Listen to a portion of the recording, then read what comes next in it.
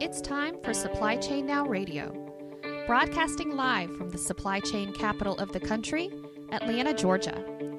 Supply Chain Now Radio spotlights the best in all things supply chain.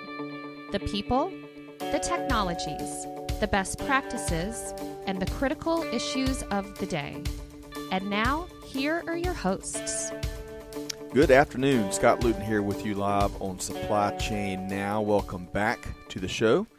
Today's show, we're conducting our latest installment of Coach's Corner, the show where we talk leadership, continuous improvement, change management, and much, much more. Stay tuned as we look to increase your leadership IQ. One quick programming note, you can find Supply Chain Now wherever you get your podcasts from, Apple Podcasts, Spotify, YouTube, you name it. We'd love to have you subscribe so you don't miss a thing. I'm stealing your lines, Greg White. Yes. That's okay. So let's welcome in, with no further ado, let's welcome in our fearless co-hosts on today's show. We got two of them. Greg White, serial supply chain tech entrepreneur, supply chain adjutant, trusted advisor. Greg, good morning. Good afternoon. You said afternoon first. Now you said morning. Sorry. And you were right on the money, It's in between. Look, yeah, it is. We've had 27 shows this week. I'm not even sure where we are today. That's right. But or when we are. And it doesn't matter because people can listen to this whenever they want. So good point. So you're always there to pick me up. Always excited to be here with you cats to talk about leadership. So well, we've got after a long guys been busy, right? They've been out there helping organizations make it happen. He's been a long time away. So Beau Groover, the head coach, also founder and president of the Effective Syndicate. Beau, how you doing? I'm doing fantastic. Glad to be back, and I apologize for the long hiatus. That is okay. Yeah, that you came really glad for the event, so that's important. Yes. Well, before we even dive into today's topic and also get to some of the comments we got on social media, just what have you been up to? Been super, super busy. Obviously running the Effective Syndicate and supporting our clients there with the consulting work, but I've got a chance that's a pretty unique opportunity to work for a company as an interim COO. So I've been out of the direct operations leadership for quite a while, and I guess it's been 8 years since I had direct reports and running something. Mm-hmm. So it's been fantastic to get plugged back in and the daily grind and leading the people and building the team and all of that stuff. So it's just been great to say, all right, you've been studying this stuff and talking about it for a long time. Let's see if you can do it. And so far, so good. I mean, I hope if you talk to the people that I'm working with right now, they would say the same thing. But it's been a lot of fun, but it's just very, very time demanding. Eating your own dog food, as we love to say in technology, right? I mean, you've designed how to make a successful organization, and now you're putting it into practice. That's exactly right. Wow. Right. It's a fun chance. So when are we we got to open up an e-commerce store with your head coach hats? Come on. We got to tag, we got to copyright it. We got the head coach. Maybe you'll sign them as people buy them, right? Absolutely. And we're going to dive in today merch. on. That's right. Get some merch out. That's right. Today it's all about the latest chapter in helping leaders become better leaders, better change agents, better coaches, of course. And we're going to talk a lot about training today. So, with no further ado, Beau, let's kind of get a sense of the landscape. You're out there on the front lines in a number of different industries. Of course, you and your team, a number of different sectors, a number of different facilities. What are some of the current trends in training? Well, I don't think it'll be news to anyone. I imagine your listeners are plugged into this and they see it as well. But you can go online and learn a whole bunch of stuff, right? You can watch videos. You can register for training. You can get certified. In some cases, you can even get full-on degrees from different institutions online.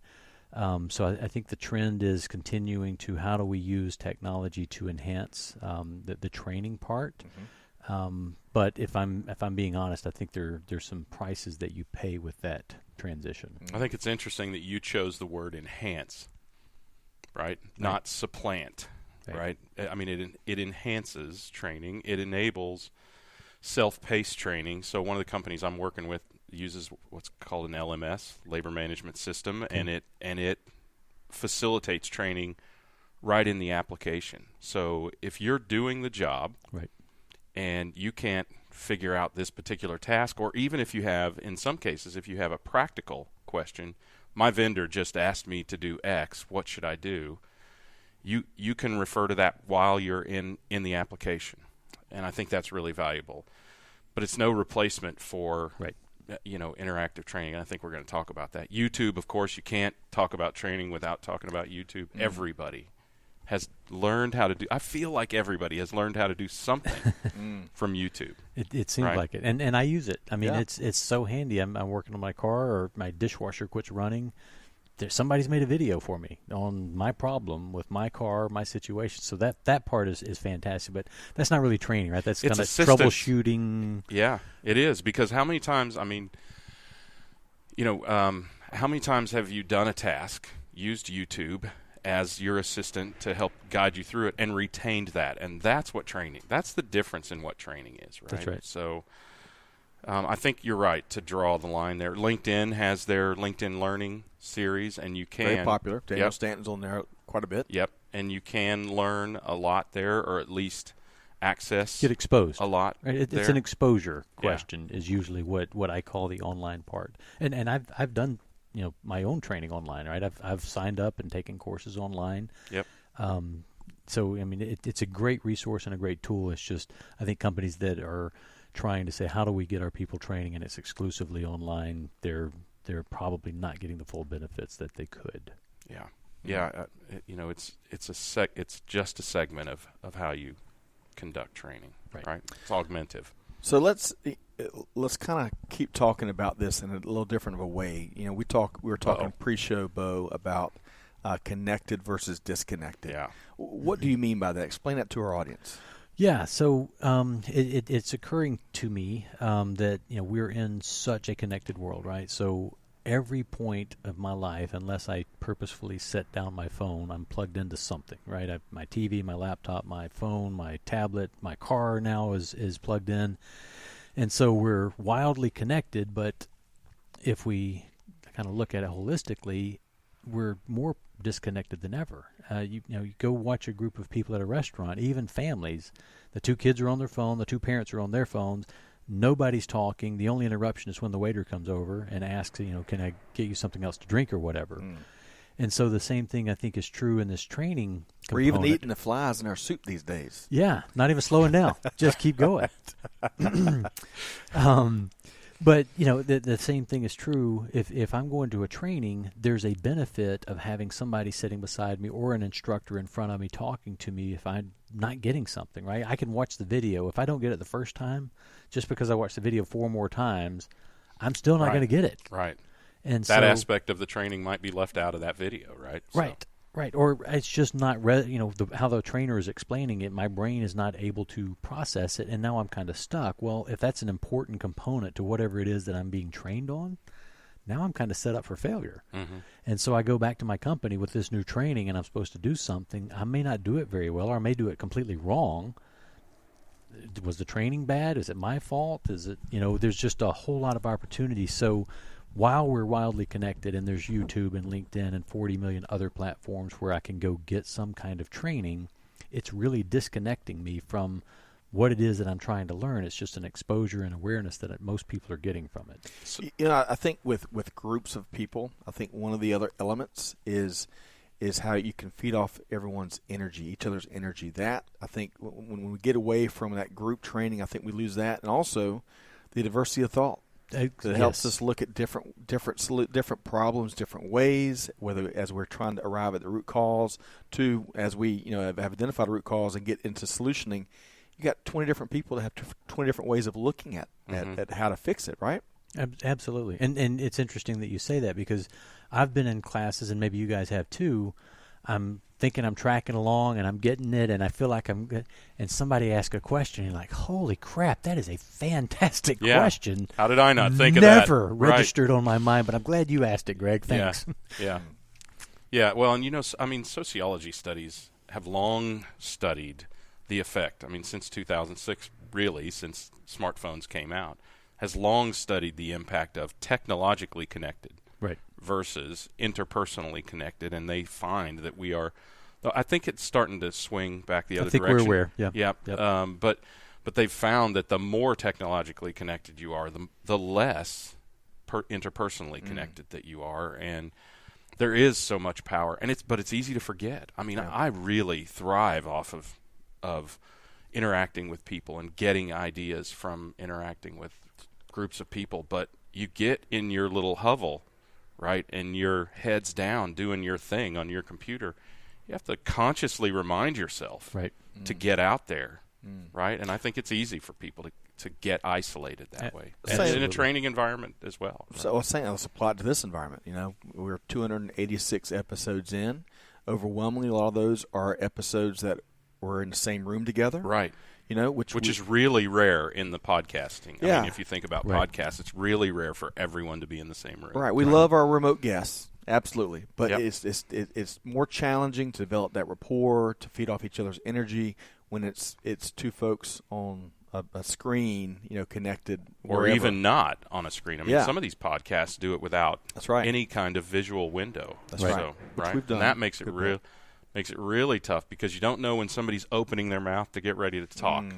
They can't see you about to take that pause, and they can't talk over you as you're taking a breath like you just did. So now I know to stop. Go. Well, no, I mean, just playing that out, you know, and how much I spend a lot of time trying to stay plugged in, right? I read different business journals. I listen to your podcast and others, so I'm trying to stay plugged in.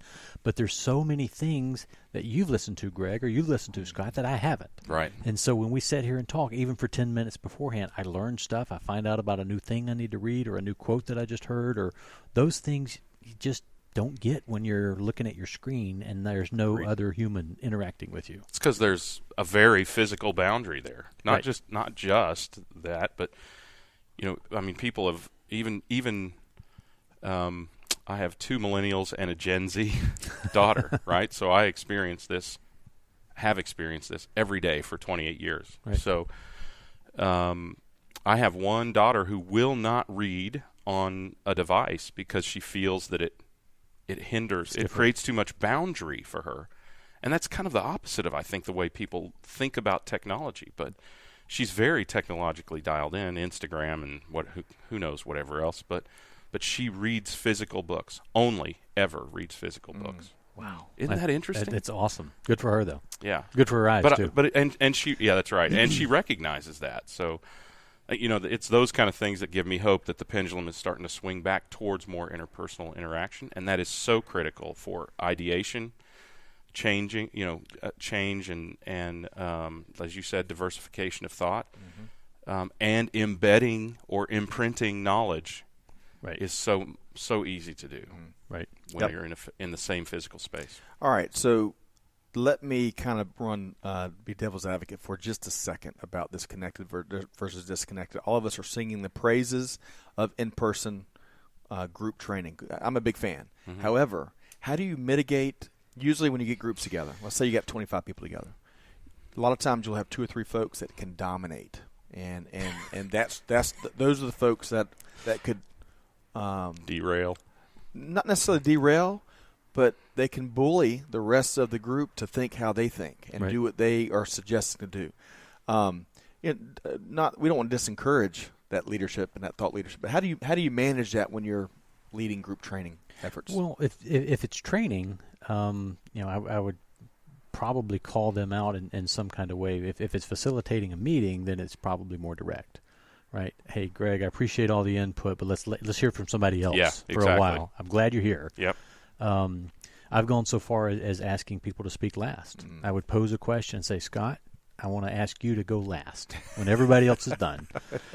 Just because it's the same thing that we talk about with leaders speak last, right? Once those people who have those loud voices, who are very comfortable throwing themselves out in front of every single topic that you put out there, they have a tendency to influence the group whether they realize it or not. So I don't think it's not nefarious. They're not up to no good. It's just they don't recognize what they're doing the rest of the group. Yeah, a lot of them are eager. They want to help. They get energized with problem solving and continuous improvement and group discussion. So good stuff. All right, so let's keep driving. I know one of the other things we want to talk about is some of the challenges related, and we're going to get to some great input from Sarah and Radu here momentarily. But some of the challenges related to putting training to work successfully? Speak to that. Well, so what we hear a lot from our clients, right? So we do the Lean Six Sigma work. We get a lot of requests for training. And what we hear is, hey, I don't want to send my people to a classroom somewhere in a hotel lobby or a hotel conference room to go through the training, and then they come back and not know what to do.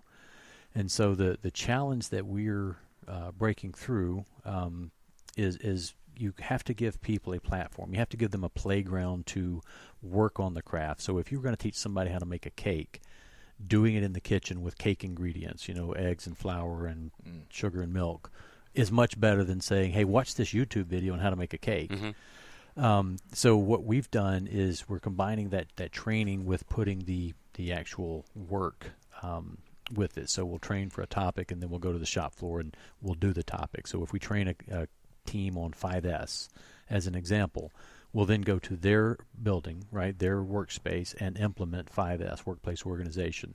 So what we're doing is, all right, I'm going to show you, I'm going to talk to you about how to do it, and then I'm going to go do it with you. I like it. So it's the Navy model, right? See one, do one, teach one kind of thing. Mm-hmm. And so that's the challenge of, if I can watch 48 videos of Tiger Woods swinging a golf club, is not going to make me a better golfer. If I have 15 minutes with him showing me how to hold the club and build my stance and all of that stuff, I'll be better in 15 minutes. Mm. And that's kind of the difference, again, back to the or online versus real life thing. But that's the biggest challenge is, hey, I sent my people to training. They came back. It was 3 weeks later before they got to do anything with it, and they didn't really have the right kind of project to work on, and now the leader that sponsored the training feels like they spent a lot of money and time and effort getting their people trained, but they've got no return on that effort. Yeah, that interaction is critical. So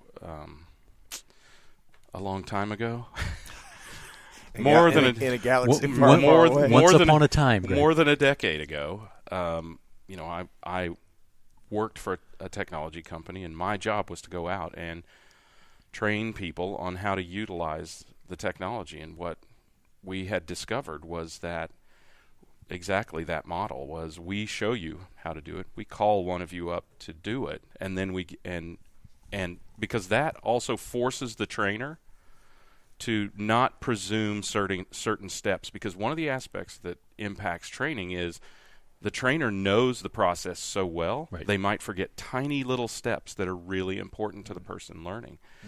And if you put an inexperienced person in the seat or in the process environment, you have to remember those things, because you'll skip over a step and they'll skip over the step. Right. And that upends the whole thing. So it really forces the trainer to learn how to train as well as teach people how to do it. In fact, one of the things we did, and I know you do this as well, but one of the things we did was try to work ourselves out of a job. So I'd love to hear you talk about that a little bit and how you guys employ that process. Sure. Because that is so incredibly valuable. Good. Yeah. So one quick thing, when you mentioned little important details, I take karate with my 10-year-old, and what belt are you? I'm still a white belt. What belt is he? He's still a white belt. Okay. Who's going to earn yellow first? We're doing the same time. I'm actually making more classes, but I'm older and slower, so it's taking me longer. Yeah. But our instructor, which I just learned, is called a Shihan. So sensei is teacher, Shihan is master. Okay. And he calls them little big details. So if you're doing a stance or a kick or a punch, he says, Beau, little big detail, big detail. And the point is just that. It's little, right, but it's really important. It means everything. It's really important. Yeah. I like it. So working ourselves out of a job. So another thing that we hear from our clients is, hey, I've had this consultant in here for, it seems like forever, and we're better, but I don't know that organizationally we know how to do what he or she is teaching us to do. So our model sounds like what you used to do, Greg, as well, is I want to have a sustainable improvement plan, right? There's always going to be work for folks like me who have done Lean Six Sigma for 20 years and study this as a livelihood. But the idea should be, when we engage with a client, we need to transfer our knowledge on, look, here's how you look at the problem. Yep. Here's the tools that you use to solve the problem. I don't need to be here to solve these little ones, right? You guys can keep going and keep going. When you run into that big ugly thing that's like arm wrestling an octopus, then you call somebody like me back in. But the idea is that I'm just going to come in and do the work and not transfer my knowledge to you. I think it's a dead model, and I think it's hurt a lot of people in my industry in particular. I think that's a key for our listeners and our audience to understand is lots of people have the knowledge. Lots of people can state the knowledge.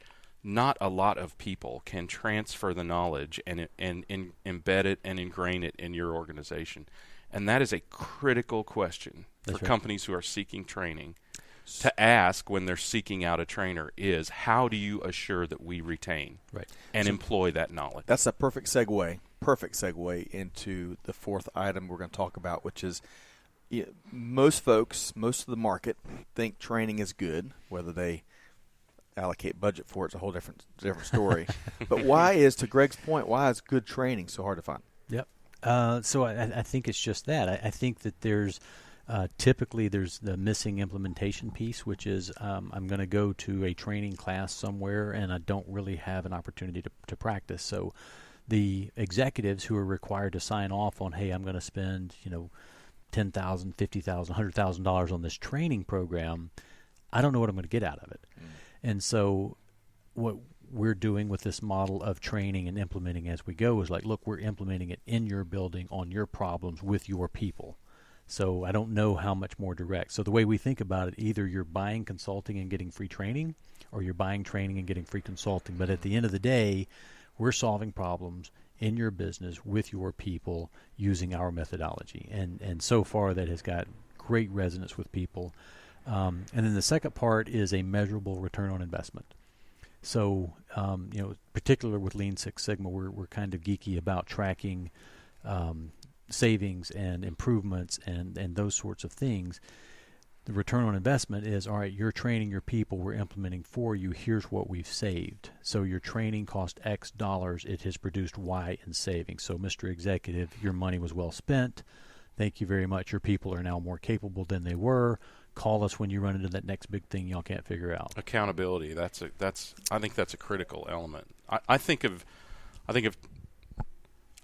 So one of the things that I've also done in companies previously is we ceased to call it training and started to call it education. Okay. Because education does stay with you, and I think just that subtle break of dialogue in the mind, I think it's helpful. It's been helpful for me. I'm not saying it's universal. Sure. But I think of training kind of like this. There are preachers and there are teachers. Preachers are orators. They stand at the altar and they tell you what to do. Orators are, teachers are shepherds. Right. They walk you through how to do it. Yeah. They lead you through how to get to the performance, the process that you want to get to. Amen. Amen. Can I get an amen? Sorry, I forgot to ask for the amen. That's all right. All right, so let's switch gears here because we want to dive more into some of the feedback we got from mainly the LinkedIn universe here. And two industry influencers that do a lot of podcasts and lead some great discussions out there responded to something we put out on LinkedIn, some of the questions that really speak to this subject matter. So first off, our friend Sarah Barnes-Humphrey up in the beautiful city of Toronto, Sarah of Let's Talk Supply Chain fame, she spoke about how important the need for change management training is. So before we talk into what Radu has shared with us, speak to change management training, especially with the backdrop of the Amazon era. Well, yeah. So I think it's hugely important, and I think it's one of those things that just doesn't get enough attention.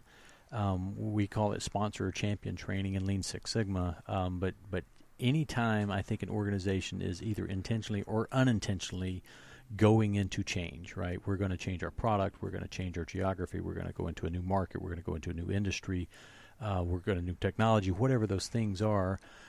I think it's almost an afterthought that we need to tell everybody who's involved what's going on. And so the change management training should start the minute that we decide, hey, we're going to do something, whether that's, again, driven by the market, driven by Amazon, or something that we intentionally decide to do, hey, we're going to go penetrate that new geography, or we're going to go, explore this new industry. The problem is at least on the communication side to start with, is if you don't tell people what's going on, they're going to make up their own story. Mm-hmm. And I don't know what it is about our human nature, and I hope we're going to grow out of it or evolve out of it at some point. But if given the opportunity, we will assume the worst possible thing. I've got a headache, therefore it must be a brain tumor, therefore I'm probably going to die.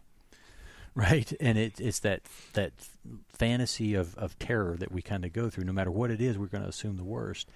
And if leadership recognizes that change is hard, right? I think the statistic, don't quote me, is around 70% of the entire global population assumes that change is loss. Even if I'm going to go buy a new car and I'm excited about my new car, there's a part of me, maybe a little part, that says, man, I love this old car. I've had it. It's been dependable. It's been reliable. So even though I'm really excited about this new thing that's coming, there's a part of me somewhere that says I'm losing. And that change management is a responsibility of leadership to say, all right, guys, we're going to steward through this together. We're going to guide the organization on what's coming, what to expect, how you fit in, what's in it for you, all of those really important questions that are all too often just forgotten. Or last minute when somebody comes up and they're already freaked out going, what's going on? Oh, yeah, I forgot to tell you. By the way, here's what's happening. Management has to prepare the organization. They have to show unfailing support for the change management, and then they have to facilitate that change management. Look, there is a very typical reaction, a typical progression through any change management, and that's something that the big consulting firms have talked about forever, right? There's I can't remember exactly all the words, but the unrealistic the unrealistic expectations, the trough of disillusionment, and then the stabilization. There are many more steps in there. Kubler-Ross change curve. There you go. Thank you. You're welcome. Nice. That's good. I'm going to write that down so I don't forget it, because I consider this a training. No, that's a psychology thing. But that is that is something that management has to recognize, and they need to they need to facilitate people through that process and not recognize and give up, as many companies do when they hit that trough of disillusionment. Right. They tend to give up there. And having been in retail operations, the training that I got, having been as a retail store manager, again, way back when, was I could tell when we would put a new process or policy in the stores, I could tell whether it was going to stick, and I wouldn't even start because I didn't see management on certain ones. Right. I didn't see management behind it. I didn't see their commitment to it, and therefore why would I commit to it? Because we always, anyone who's just in store or warehouse or manufacturing operations, they've seen 1,000 initiatives, and you get trained to learn which ones are going to stick, and those are the ones you put your time into. So training is both intentional, right, and inadvertent. So you have to be very, very intentional. I told you I was going to say that. Yes, you have to be very, very intentional about how you construct a successful training education environment. That's right. That's pretty true. So, Sarah, appreciate that feedback and the input as always. We could talk so much more about change management. It's so critical. Let's switch over to Radu Palamariu. I think I got that right. Radu Palamariu. You'll find out shortly if you didn't. Well, regardless, Radu is a good friend, friend of the show. He has also a great podcast, Leaders in Supply Chain. His firm also places a lot of leaders globally in the supply chain manufacturing arena. So Radu talks about, so he used to be a trainer, and he states amongst some of the feedback that most trainings fail exactly for the reason you're talking about, where the trainer leaves and the knowledge leaves right out behind them, right? Yep. So the $1 million question, as he says, for Beau, is how to make that knowledge stick. Now, does this mean if I get it right, he's going to give me $1 million? I think so, Radu. I think so. Radu, okay. We know he's got it. All right, deep breath. It's a common thing, right? So I hire someone to come in, and it could be consulting, it could be training and development, it could be a lot of things, and it's what we were talking about earlier is that implementation is the variable that makes it stick or not stick. And I think the only safeguard is for the leaders who are looking for that training or looking for that consulting to have a long, hard conversation before they agree with anyone on, all right, how are you going to make sure that my organization retains whatever you're bringing? And it's a hard thing because some of the folks are better at selling than they are at implementing and teaching, right? So I got a good sales guy. You know, I've bought stuff that I didn't need because there's a really great salesperson in front of me, and I think we all have. But specifically, explain to me how it is that you're going to transfer your knowledge into my organization so when you leave, I keep it. And there's a conversation there, and it should include, hey, you're buying the materials, you're buying the training, you're buying the tools and techniques and processes, and we're implementing it alongside with your people. So if you can check off those boxes, that makes sense to say, all right, if I get all the materials, if I get all of the training, if I get all of the tools, and I've implemented it, if it doesn't stick, it may be an internal leadership problem. It may not be that the trainer didn't do what I asked him to do, but you know, the other thing that I think ties into that is the accountability. So a lot of our clients, you know, will bring us in for a week, a month, or even a few days a month. And when we come in, step number one, here's what we said we were going to do last time. Did you get it done? Mm-hmm. How's it going? What's the update? Is it working? Then we go through the improvement for that engagement, and then we assign, hey, here's what we want you to do while we're gone next time. So we bring in that external accountability, and very, very few people want to be the guy or gal that says, no, I didn't get my part done. Right? So most organizations, and we could do a whole nother show on responsibility versus accountability, but most organizations fail on that accountability stuff. Scott, you said you were going to have it done by end of business Tuesday. If I don't have it by end of business Tuesday, what happens to Scott Wednesday morning? It should be a conversation, right? And it's Scott's responsibility if he can't. This is okay, right? We're not a dictatorship, but Scott, hey, I'm going to have trouble meeting that deadline. I'm running into these roadblocks. So that conversation, that agreement that needs to happen doesn't happen too often when we're engaged with an internal organization. And when we leave, we take that accountability with us that they didn't have to begin with. We've brought it. When we leave, it goes with us if they don't adopt it. Like it. Was that $1 million? I don't know. That was about $827,000. So I'm going to help you go for the other $173,000. Nice, please. I think that's a really good and practical example. I wonder. It made me wonder immediately if sometimes we don't bite off more than we can chew from a training standpoint. So, for instance, do we try to train people on things they aren't ready to absorb too early? Yes. So how do you reconcile that? Great question, and it's one of those appetite questions, right? So the folks who are writing the checks and approving the checks have big appetites, and they want it done yesterday. Step one is we do what we call a strategic planning session or a target planning session. So we go through and we clearly define what it is that they're asking us to do, along with what time frame do we have to do it in. And if they're saying, hey, we want you to boil the ocean by next Tuesday, we have a chance then to say, that's not going to happen. It's not going to stick. We can right? boil a few gallons for you, right? Yep. And if you like that, we can boil more gallons, and we can teach you guys how to boil the gallons. But that scoping question, and again, it's hard, right, from both parties' perspective, because the person who's selling the training is really interested in selling the training. Right. Right. The customer's really interested in getting those problems solved. So we're right both now. Going into it. I need to sell my training. I need this problem solved right now. And sometimes that scope question gets lost in that conversation to say, all right, this dude is really asking me to boil the ocean in a week. That's not going to happen. So I've got to be the one that says, all right, hold on. I'm versed in change management. I'm versed in making things stick. So let's talk about this pace of change that you're really asking. If you go too fast, you lose the organization in that trough of dissolution. Mm-hmm. But if you go too slow, you might miss an opportunity. Very true. Very true. Almost never. I mean, I know that you have a very principled process for how you do this. Again, another experience, in previous experience, we had to be diligent, demanding almost of our clients, because we were implementing a technology, and getting people educated on how to use that technology effectively was more about whether they continue to use the technology than whether they really like the training. And we had to be pretty forthright and stand our ground to say, if you don't do it this way, which in our case was about 3 training sessions and some at the time phone and internet interaction over a 16-week period. you won't be the most effective on this product, right? You won't learn because people can't absorb more than this in the first week of training, et cetera. Right. So you have to expose that to people, and it's only fair to do that to the decision makers, to allow the decision makers to make that.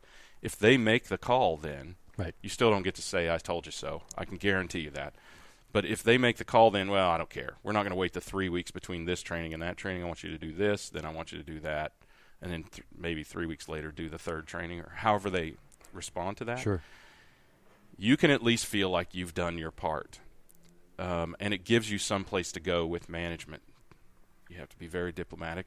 Again, no I told you so's, but I think if we were to retarget it this way, then we could be more effective. How often do you face that situation where you really have to reset expectations after you've done that? I wouldn't say real often, but it's probably 3 out of 10. You have to have a conversation like that, and it's interesting because if you can truly get people to get in that debate and discussion with you, their ownership level increases exponentially. Yeah. So if they're arguing with me about why it needs to go faster or slower, right? We have both. Then their ownership in making their plan work goes up exponentially. So it's a tough situation. It's a tough conversation, but I know at the end of the conversation we're in a better spot because now I've argued with you. I'm, by God, going to make this thing work. Yeah. You have had the dialogue that enables greater potential success. That's right. Yeah. And then if we miss, right, and it was because they wanted 3 and we needed 2 or whatever it is, we can go back and say, look, guys, let's reset to our original plan. So it doesn't say, told you so. Right. But it's like, hey, we tried that. Right. We thought about that. It was a good effort. We got close. Here's where we missed. I think if we would reset to one of the original discussion points so I can make it, I don't want to say non-offensive, but less offensive than I told you so. Well, and I think that goes to Scott's point earlier. That is another example of diversity of thought. Right. It's different points of view coming together and then possibly revisiting. So you have to be transparent, encourage that diversity of thought, maybe compromise, and then potentially revisit. Sure. Right? Absolutely. All right. So before we talk about and make sure our audience knows where they can learn more information about the Effective Syndicate, let's do this. Uh-oh. Let's say you're speaking to our audience that if in 2020 they're looking for a training solution. And let's not even, maybe it's not about continuous improvement. Maybe it's not even technology related. Just if you had a generic 3 things that you would advise them on, either things to look for or things not to go running when you hear, running away. Like what was the famous 1980s group? Iran, the Seagulls. Flock of Seagulls. There we go, yeah. Flock of Seagulls. Sorry. Thanks for rescuing me there. I ran so far away? Yes, there we go. So I've got pictures of a hairdo now that I will never get out of my head. 3. So if you had 3 things succinctly to put and to offer and advise folks in that training market, what would that be? Good question, and I don't know how succinct this will be because I didn't know this question was teed up. Yep. I love when you do this, Scott. You're welcome. Yeah, thank you. Thank you. Drink some water. No, I think the first one is straightforward regardless of anything. Number 1, get blindingly clear on what it is that you're trying to do. So if you can articulate in a sentence, I want training to do blank for our organization. Mm-hmm. And until you can get it to that one sentence, if it's 4 sentences and the lots of ands and commas in there, you don't have it yet. That's a great point. So that would be that is a great point. My number 1. Yep. My number 2 would be I would talk to always at least 3 suppliers, right, to find out, there's a lot of people who know whatever it is that you're asking them to do. I mean, unless you're doing something really, really specialized, there's a lot of people. And while it's important that you find somebody that's competent and they know what they're doing, it's also important to find somebody that resonates with you. If you're the person that is looking to bring in that outside influence into your organization, if you butt heads with them immediately or you're just having trouble following them or they're having trouble following you, that's probably not going to be the person that you want to bring in. And then number 3, the part that we've harped on, I think the most today is, how does this stay when you leave? Mm-hmm. How do I retain what it is that you're bringing me? Because look, training is expensive. Even if you took out the expense of hiring the trainer, the time that your people put in there, that they're away from their job, the extra hours that may be required, the work that somebody else is going to have to do. So, I mean, the cost to the organization is not just the number on the page. That's a part of it. Sure. Burnout. You lead the organization down a path.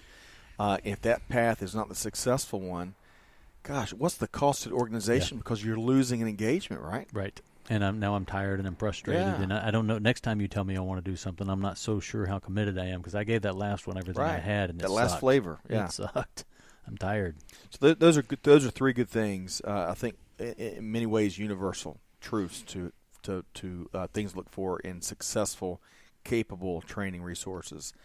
Okay, so unless Greg, any follow-up commentary on those three things from Beau? I don't feel compelled to add anything to that. Man, now we need to record that because we don't hear that very often on this show. No, I mean, I think, look, this guy does it every day. That's right? True. That's true. I mean, I think that's tremendously valuable, and those 3 points are so concise that they are a great formula for success. All right. Thank you.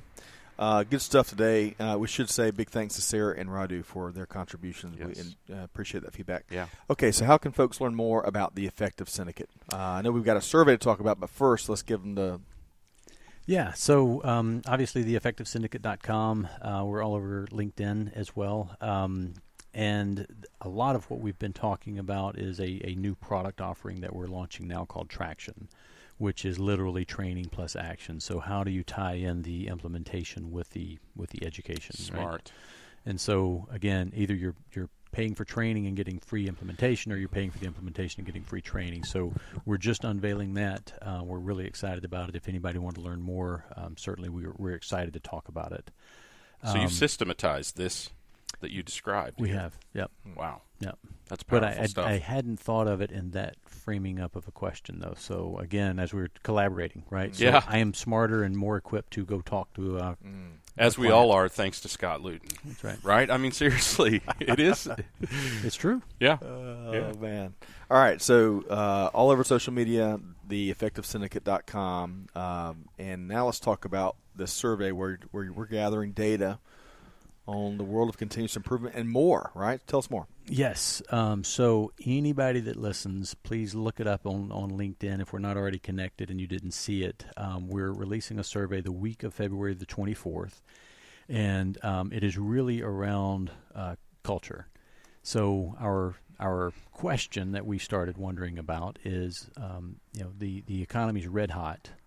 Unemployment is basically non-existent. So what is that doing relative to the space that we primarily work in, which is manufacturing and warehousing? So operations, logistics, warehousing, manufacturing, that group of people right now, if you want to have a job in that space, you've got a job. And so we're not... What do they pay? It depends. Yeah.